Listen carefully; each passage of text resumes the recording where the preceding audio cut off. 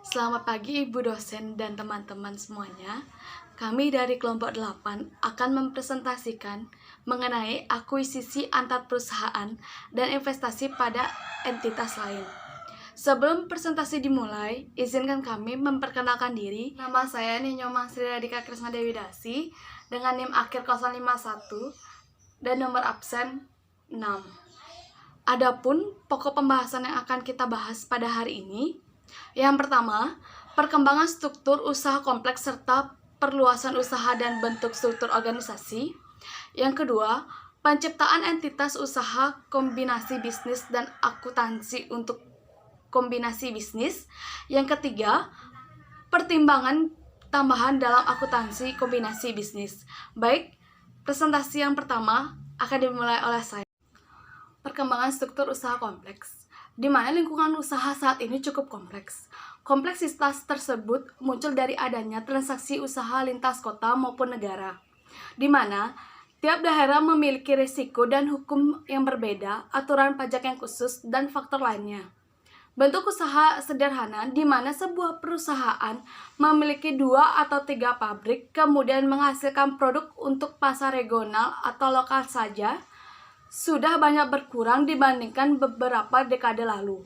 Semakin berkembangnya ukuran perusahaan dan sebagaimana respon atas lingkungan usaha yang kompleks, perusahaan lalu mengembangkan struktur organisasi dan struktur kepemilikan yang kompleks.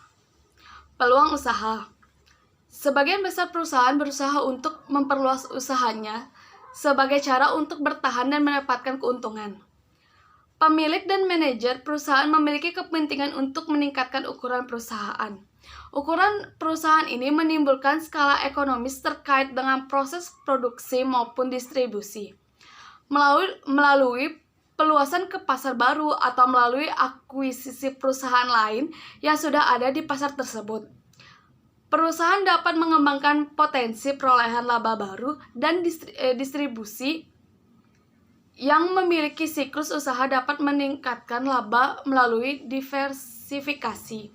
Misalnya, Bank Danamon, salah satu bank komersial terbesar, mengakui Adira Financial, sebuah perusahaan pembiayaan yang kuat dalam portofolio pembiayaan konsumen. Struktur organisasi dan tujuan usaha.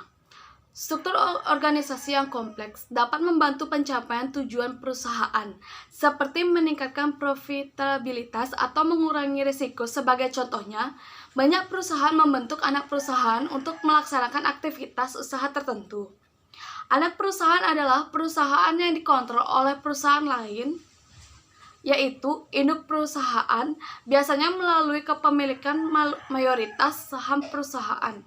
Karena anak perusahaan merupakan entitas legal yang terpisah, risiko induk perusahaan terkait dengan aktivitas anak perusahaan yang dibatasi.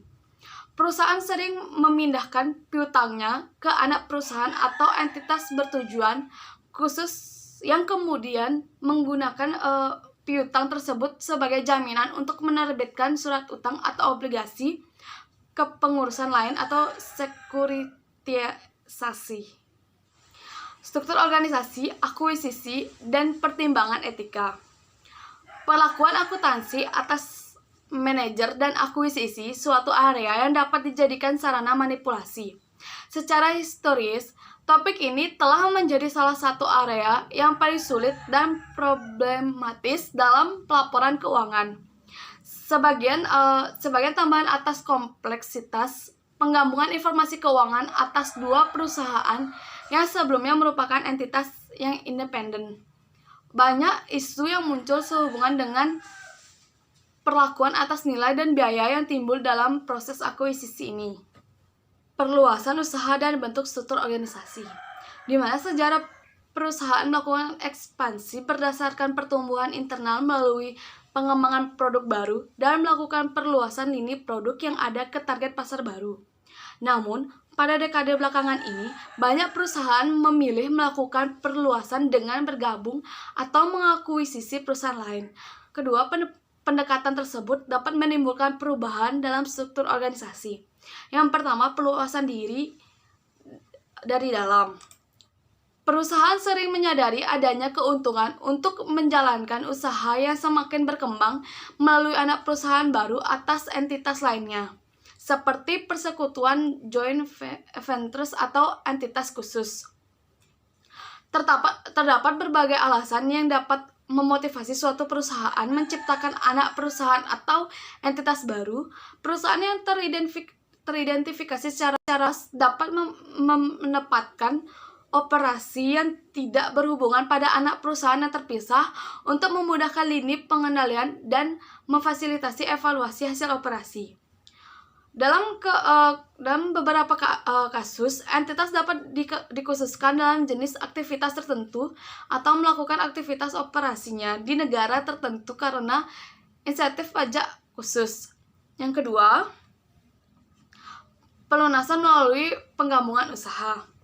Suatu gabungan usaha terjadi ketika dua atau lebih perusahaan bergabung dalam satu kontrol yang sama. Konsep kontrol atau pengendalian berhubungan dengan kemampuan untuk mengarahkan kebijakan dan manajemen. Jenis penggabungan usaha yang ditemui dalam lingkungan usaha saat ini dan isi perjanjian penggabungan usaha semakin beragam, sering adanya semakin banyak perusahaan yang terlibat.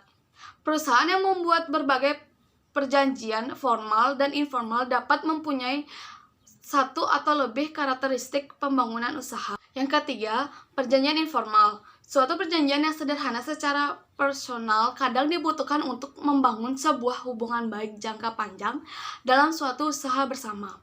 Pada kasus lain, perusahaan-perusahaan dengan produk atau jasa yang saling melengkapi membangun hubungan kerjasama secara implisit.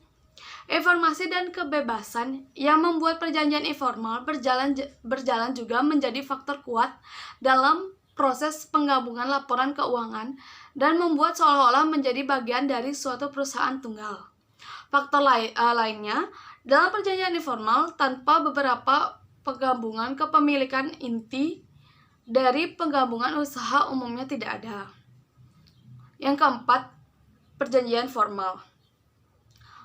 Penggabungan usaha secara formal biasanya disertai dengan perjanjian secara tertulis, di mana perjanjian ini menjelaskan persyaratan penggabungan usaha termasuk bentuk perusahaan yang berhubungan pertukaran, disposisi efek yang beredar, dan hak serta kewajiban partisipan.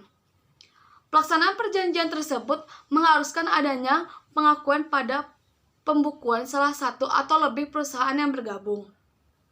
Yang kelima, frekuensi penggabungan usaha dan entitas yang kompleks. Di sini, hanya sedikit perusahaan besar yang berfungsi sebagai suatu entitas legal dalam lingkungan modern. Hampir semua perusahaan paling tidak mempunyai satu anak perusahaan, dengan banyak perusahaan yang diverifikasi mempunyai beratus-ratus anak perusahaan. Yang keenam, struktur organisasi kompleks. Struktur yang lebih kompleks mulai dikenal beberapa tahun terakhir, di mana saat ini banyak perusahaan yang melakukan sebagian operasionalnya melalui entitas selain anak perusahaan. EBK merupakan entitas yang banyak digunakan sebagai sarana pendanaan, dengan struktur yang semakin tidak tradisional. Struktur organisasi yang inovatif memberi banyak tantangan terkait dengan pelaporan keuangan. Yang terakhir, struktur organisasi dan pelaporan keuangan. Ketika sebuah perusahaan mengembangkan atau mengubah struktur organisasi, baik melalui pengambilan perusahaan lain atau melalui divisi internal, struktur baru tersebut harus dievaluasi untuk menentukan prosedur pelaporan keuangan yang tepat. Berikut ada beberapa pendekatan yang bisa diterapkan tergantung keadaan. Yang pertama, merger, yaitu sebuah penggabungan usaha di mana aset dan kewajiban dari perusahaan yang diambil alih digabungkan dengan aset dan kewajiban perusahaan yang mengambil alih tanpa menambah komponen operasi. Jadi pelaporan keuangan dibuat berdasarkan struktur organisasi yang lama, yaitu perusahaan yang mengambil alih. Yang kedua, kepemilikan kendali atau kepentingan pengendalian, yaitu suatu penggabungan usaha di mana perusahaan yang ambil alih tetap beroperasi sebagai entitas legal yang terpisah dan sebagian besar saham biasa dimiliki dimiliki oleh perusahaan yang mengambil alih, di mana dalam bentuk ini akan menimbulkan hubungan induk dan anak perusahaan. Ketiga, kepemilikan non-penggali, yaitu pembelian kepemilikan perusahaan lain kurang dari mayoritas atau kurang dari 50% tidak mengakibatkan timbulnya penggabungan usaha atau situasi pengendalian. Yang keempat, kepemilikan penguntungan lainnya, yaitu perusahaan dapat memiliki kepemilikan pada entitas lain walaupun tanpa kepemilikan langsung pada entitas tersebut, di mana kepemilikan tersebut mungkin timbul karena adanya perjanjian yang dibuat oleh entitas tersebut melalui perjanjian operasi atau keuangan. Ketika kepemilikan timbul berdasarkan faktor lain, presentasi kepemilikan peraturan pelaporan dapat menjadi kompleks dan tergantung pada situasi. Baik, perkenalkan nama saya Noval Haidar Rahman, NIM belakang 68 absen 17. Di sini saya akan membawakan materi tentang penciptaan entitas usaha. Ketika suatu perusahaan memindahkan aset atau operasinya ke entitas lain yang telah diciptakannya, sejumlah kemungkinan bentuk entitas dan jenis perjanjian antara perusahaan yang menciptakan dan diciptakan dapat muncul. Akibatnya tidak mungkin untuk membuat seperangkat peraturan dan prosedur yang sesuai untuk semua situasi. Dalam kasus yang sederhana, suatu perusahaan mentransfer aset dan mungkin juga kewajibannya ke entitas yang dibentuk dan dikendalikannya melalui kepemilikan mayoritas. Perusahaan mentransfer dan mengakui hak kepemilikan di entitas yang baru dibentuknya sebesar nilai buku aset bersih yang ditransfer. Pengakuan selisih lebih nilai wajar di atas harga buku dari aset yang ditransfer pada pembekuan perusahaan yang mentransfer umumnya tidak diperbolehkan jika bukan transaksi yang wajar. Oleh karena itu, tidak ada keuntungan atau kerugian yang diakui dari transaksi transfer oleh perusahaan yang mentransfer. Tetapi jika nilai aset yang ditransfer ke entitas yang baru dibentuk tersebut telah mengalami penurunan nilai sebelum terjadinya transfer dan nilai wajarnya lebih rendah dibanding nilai tercatatnya pada pembukuan perusahaan yang mentransfer. Perusahaan yang mentransfer harus mengakui kerugian dari penurunan nilai dan mentransfer aset pada entitas baru pada nilai wajar yang lebih rendah tersebut. Entitas yang dibentuk melalui pencatatan untuk aktiva dengan kewajiban yang ditransfer dengan cara biasa berdasarkan nilai buku pada saat transfer. Laporan keuangan berikutnya melibatkan konsolidasi dari laporan keuangan entitas yang dibentuk dengan laporan keuangan induk perusahaan. Secara keseluruhan, laporan keuangan konsolidasi memperlihatkan seakan-akan tidak akan pernah terjadi proses transfer.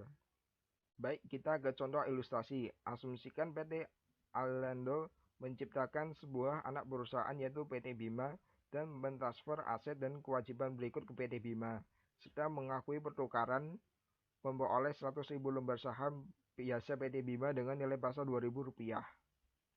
PT Alando mencatat transaksi dengan jurnal sebagai berikut. Yang pertama, investasi pada saham biasa PT Bima sebesar Rp435 juta, akumulasi penyusutan sebesar Rp110 juta pada kas sebesar 70 juta, persediaan sebesar 50 juta, tanah sebesar 25 juta, bangunan sebesar 100 juta, dan peralatan sebesar 250 juta. PT Bima mencatat transfer aset dan penerbitan saham sebesar nilai buku aset yang ditransfer sebagai berikut. Kas sebesar 70 juta, persediaan sebesar 50 juta, tanah sebesar 25 juta, bangunan sebesar 100 juta, dan peralatan sebesar 250 juta.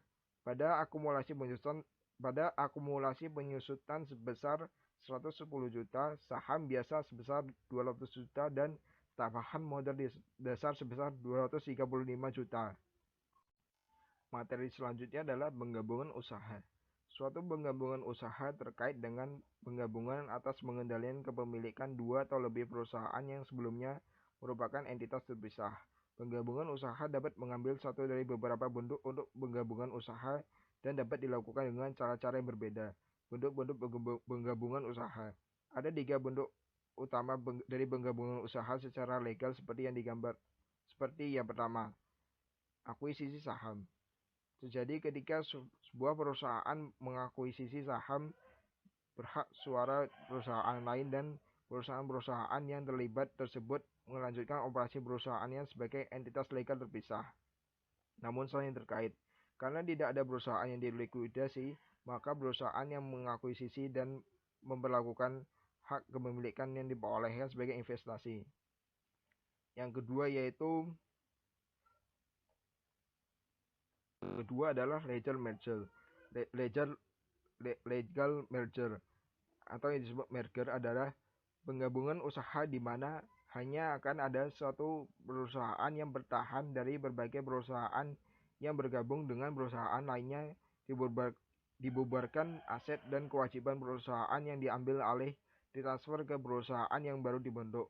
Yang ketiga adalah bentuk legal, penggabungan usaha. Substansi kesepakatan penggabungan usaha dan situasi di sekitar proses penggabungan usaha. Baik, selanjutnya adalah metode untuk melakukan penggabungan usaha. Yang pertama adalah akuisisi saham. Penggabungan usaha yang dilakukan melalui akuisisi saham tidak harus melibatkan akuisisi semua saham yang berhak suara yang beredar. Yang kedua, akuisisi aset.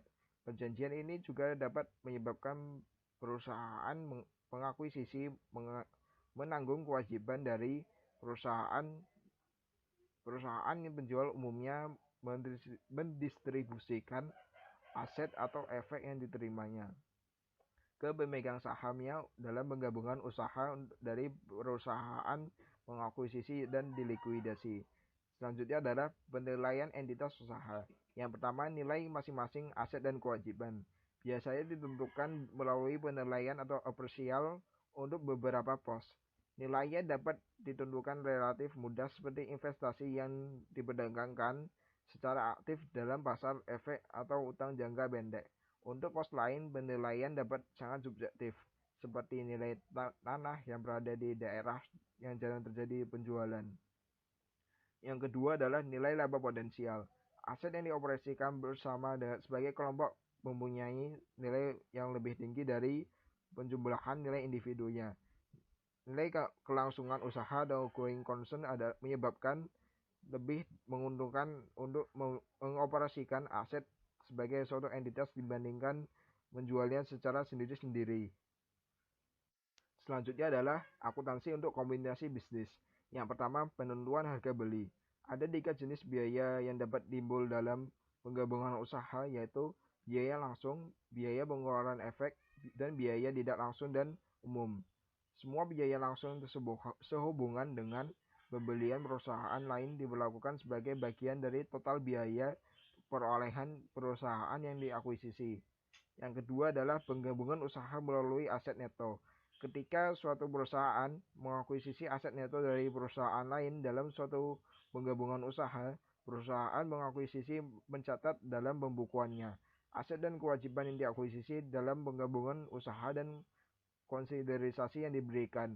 Yang ketiga adalah pengakuan goodwill.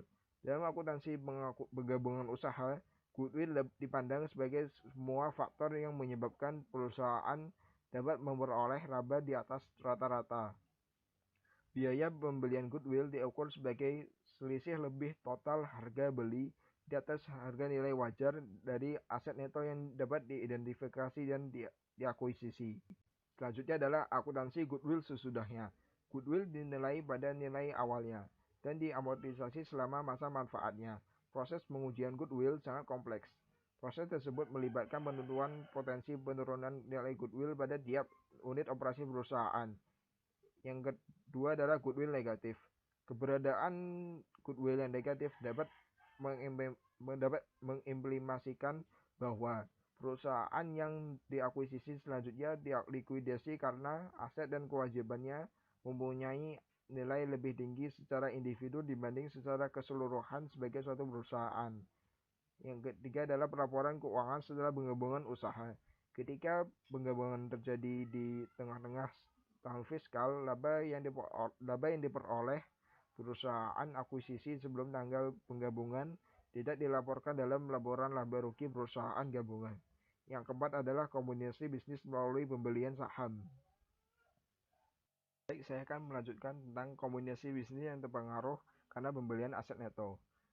Asumsikan bahwa perusahaan PT Futuraka mengakuisisi seluruh aset dan mengambil alih seluruh liabilitas PT Songkok dalam merger wajib dan menerbitkan ke PT Songkok 10.000 lembar saham senilai 10.000 per saham lembar biasa.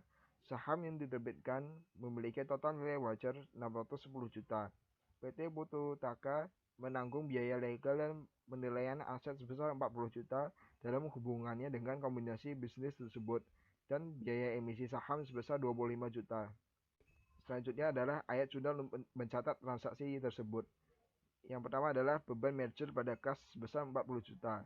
Yang kedua adalah biaya penerbitan saham tangguhan sebesar 25 juta dan pada kas sebesar 25 juta rupiah. Pada tanggal kombinasi bisnis, PT Pututaka mencatat kombinasi bisnis tersebut dengan jurnal berikut. Yang pertama adalah kas pada piutang sebesar 45 juta, persediaan sebesar 75 juta, tanah sebesar 70 juta, bangunan dan peralatan sebesar 350 juta, paten sebesar 80 juta, dan goodwill sebesar 130 juta, pada liabilitas lancar sebesar 110 juta, modal saham biasa sebesar 100.000, agio saham biasa sebesar 485 juta, dan biaya penerbitan saham tangguhan sebesar 25 juta. Pada tanggal kombinasi bisnis, PT Songkok mencatat jurnal berikut untuk mengakui penerimaan saham PT Pututaka dan transfer seluruh aset dan liabilitas individu kepada PT Pututaka. Yang pertama adalah jurnalnya adalah investasi pada saham PT Pututaka sebesar 610 juta rupiah, pada liabilitas saat ini sebesar 100 juta rupiah, akumulasi penyusutan sebesar 150 juta rupiah, pada kas dan piutang sebesar 45 juta, persediaan sebesar 65 juta, tanah sebesar 40 juta, bangunan dan peralatan sebesar 400 juta, dan keuntungan penjualan aset bersih sebesar 310 juta. Untuk presentasi berikutnya akan dilanjutkan oleh rekan saya. Terima kasih. Baik, perkenalkan, nama saya Andi Pututasya Tirana Charles dengan NIM 18075312444 absen 32. Untuk materi yang terakhir yaitu pertimbangan tambahan dalam akuntansi kombinasi bisnis. PSAK 22 memasukkan sejumlah persyaratan terkait dengan hal-hal khusus atau aspek yang dihadapi dalam kombinasi bisnis. Yang pertama, ketidakpastian dalam kombinasi bisnis. Ketidakpastian mempengaruhi sebagian besar pengukuran akuntansi, namun lazim dalam kombinasi bisnis meskipun ketidakpastian berkaitan dengan banyak aspek kombinasi bisnis. Aspek akuntansi untuk kombinasi bisnis yang berhak mendapatkan perhatian khusus adalah periode pengukuran. Periode pengukuran ini merupakan salah satu jenis ketidakpastian dalam kombinasi bisnis, berasal dari persyaratan untuk menentukan nilai wajar tanggal akuisisi aset dan liabilitas yang diambil alih dalam kombinasi bisnis.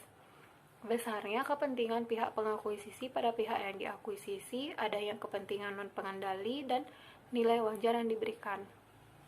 Karena pihak pengakuisisi mungkin tidak memiliki informasi memadai yang tersedia segera untuk menentukan nilai wajar secara tepat, PSAK 22 memperbolehkan sebuah periode waktu yang disebut dengan periode pengukuran untuk memperoleh informasi yang diperlukan. Periode pengukuran ini berakhir setelah pihak pengakuisisi memperoleh informasi yang diperlukan mengenai fakta-fakta tanggal akuisisi, tetapi tidak lebih dari 1 tahun. Aset untuk sementara waktu telah dicatat pada tanggal akuisisi secara retrospektif disesuaikan dengan nilainya selama periode pengukuran untuk informasi baru yang mengklarifikasikan nilai tanggal akuisisi. Biasanya nilai yang disesuaikan tersebut adalah jurnal pengimbang untuk goodwill. Penyesuaian secara retrospektif mungkin tidak dibuat untuk perubahan nilai yang terjadi setelah tanggal akuisisi. Sebagai ilustrasinya, asumsikan bahwa PT Bermuda Tiki mengakuisisi tanah dalam sebuah kombinasi bisnis untuk sementara mencatat tanah pada nilai wajar yang diestimasi sebesar 100 juta. Selama periode pengukuran, PT Bermuda Tiki memperoleh penilaian yang dapat diandalkan bahwa tanah tersebut bernilai 110 juta pada tanggal akuisisinya. Selanjutnya, pada periode akuntansi yang sama, perubahan nilai tanah dalam zona yang dekat telah mengurangi nilai tanah yang diakuisisi oleh PT Bermuda Tiki menjadi 75 juta. PT Bermuda Tiki mencatat klarifikasi nilai wajar tanggal akuisisi dan penurunan nilai setelah itu dengan jurnal tanah pada goodwill sebesar 10 juta, yaitu untuk menyesuaikan nilai tanggal akuisisi yang diperoleh dalam kombinasi bisnis, dan kerugian penurunan nilai pada tanah sebesar 35 juta, yaitu untuk mengakui penurunan nilai tanah yang dimiliki.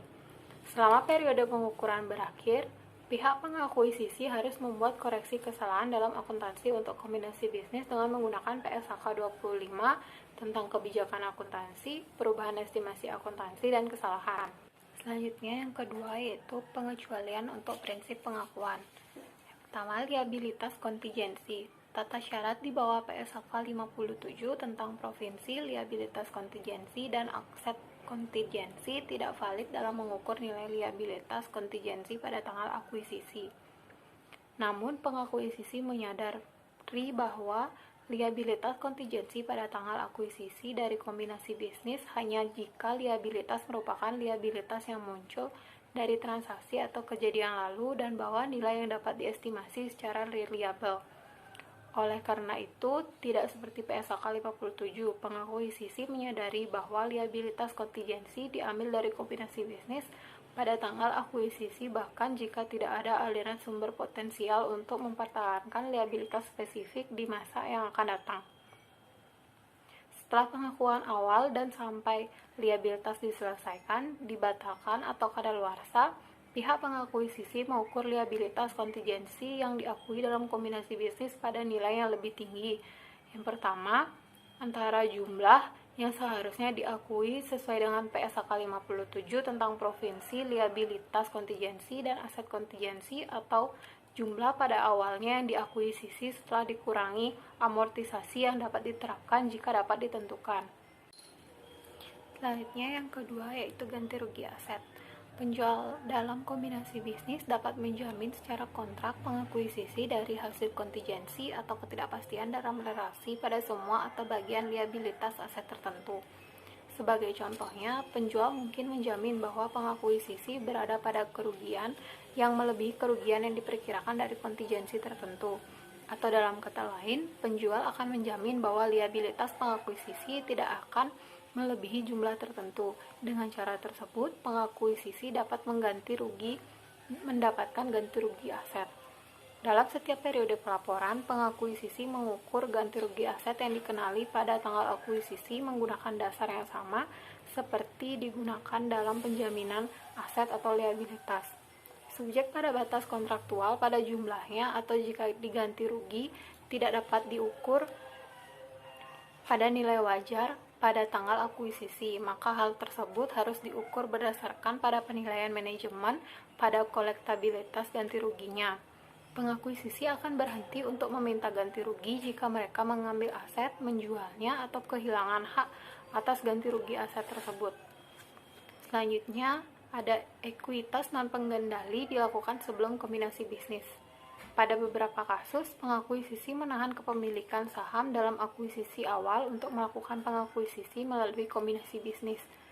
Jumlah total dari investasi pengakuisisi dalam akuisisi selanjutnya ke kombinasi bisnis sama dengan nilai wajar tanggal akuisisi pada kepemilikan saham yang telah dilakukan terlebih dahulu dan nilai wajar yang dari konsiderasi yang diberikan dalam kombinasi bisnis. Sebagai contoh, jika PT Lemogos memegang 10% saham PT Atsugoni untuk kas sebesar 4.500.000.000, investasi total PT Lemogos dipertimbangkan sebesar 5 miliar. Pengakuisisi yang mengambil posisi ekuitas dalam akuisisi dan secara langsung mendahului tanggal akuisisi harus mengevaluasi ulang proses ekuitas pada nilai wajar pada tanggal akuisisi dan menyadari laba atau rugi pada evaluasi ulang. Misalkan investasi pada PT Lemogos sebesar 10% pada PT Atsugoni memiliki nilai buku sebesar 300 juta dan nilai wajar sebesar 500 juta. Pada tanggal PT Lemogos mengakuisisi 90% saham PT Atsugoni. PT Lemogos merevaluasi ulang investasi aslinya dalam PT Atsugoni pada nilai wajar sebesar 500 juta dan mengakui perkembangan 200 juta dalam revaluasi pada tanggal di mana perusahaan tersebut menyisihkan saham pada PT Atsugoni. Lalu PT Lemogos mencatat air jurnal pada pembukuan dalam hubungan dengan akuisisi dari PT Atsugoni. Yang pertama, investasi dalam saham PT Atsugoni pada keuntungan tidak terrealisasi atau kerugian pendapatan sebesar 200 juta, di mana untuk mencatat revaluasi saham PT Atsugoni pada nilai wajar pada tanggal kombinasi bisnis. Yang kedua, investasi dalam saham PT Atsugoni pada kas sebesar 4.500.000.000 untuk mencatat perolehan pengendalian saham dalam PT Atsugoni. Selanjutnya yang terakhir, akuisisi melalui kontrak. Pada beberapa contoh, pihak pengakuisisi mungkin memperoleh kendali pada pihak yang diakuisisi tanpa mentransfer nilai wajar atau menerima kepemilikan saham pada pihak yang diakuisisi. Kendali yang diperoleh melalui kontrak saja. Pada kasus seperti ini, jumlah aset bersih pada pihak yang diakuisisi pada tanggal akuisisi berasal pada kepentingan non-pengendali dan dimasukkan dalam kepentingan non-pengendali yang dilaporkan pada laporan keuangan konsolidasian berikutnya. Baik, sekian presentasi dari kelompok kami. Apabila terdapat kesalahan yang disengaja maupun tidak sengaja, semoga materi ini dapat bermanfaat bagi kita semua. Terima kasih.